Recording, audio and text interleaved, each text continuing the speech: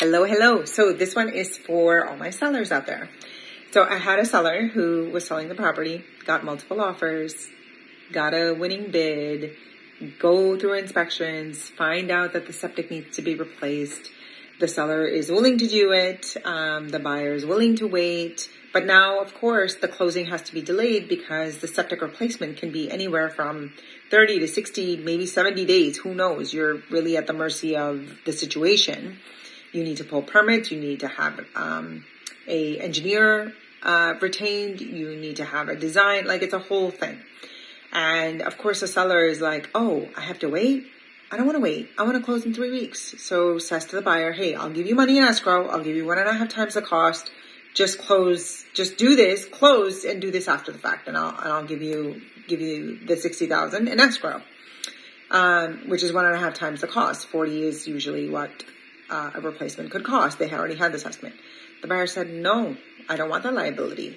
What if it ends up being more than 60? I don't want to close before the septic is done. I'd rather you do the septic and we do it after. We'll close after. And the seller's like, I don't want to wait. So I'm going to go back to the market. I'm going to find another buyer who's going to agree to do this. And the buyer says, okay, it's not going to be me because I don't want that liability. Buyer walks away, seller goes back on the market, finds another buyer, buyer number 2 comes, agrees that, okay, fine, we'll do this post-closing. Give us the 60 in escrow, we'll do it post-closing. Guess what?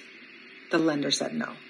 So they go through the whole process of the new buyer, go through inspections, go back to the whole septic being done post-closing, money in escrow, only for the lender to put a kibosh on it and say, no, you cannot do that. We will not allow it.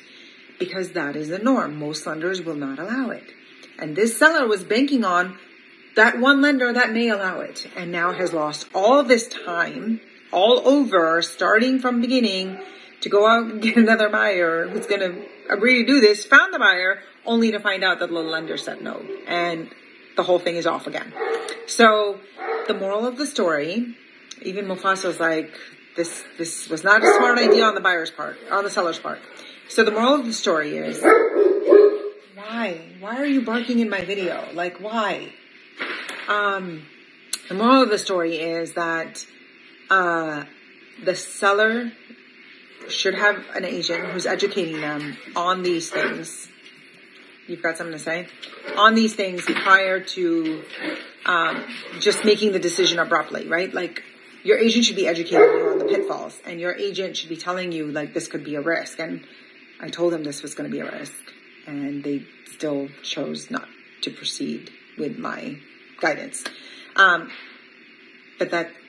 that's the moral of the story. Like, know what you're doing, understand what's happening, and understand the pitfalls and the nuances of the situation before you make these decisions.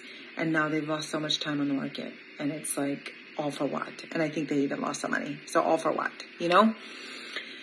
So this is my little tidbit for today, and Mufasa's barking, so have a great day.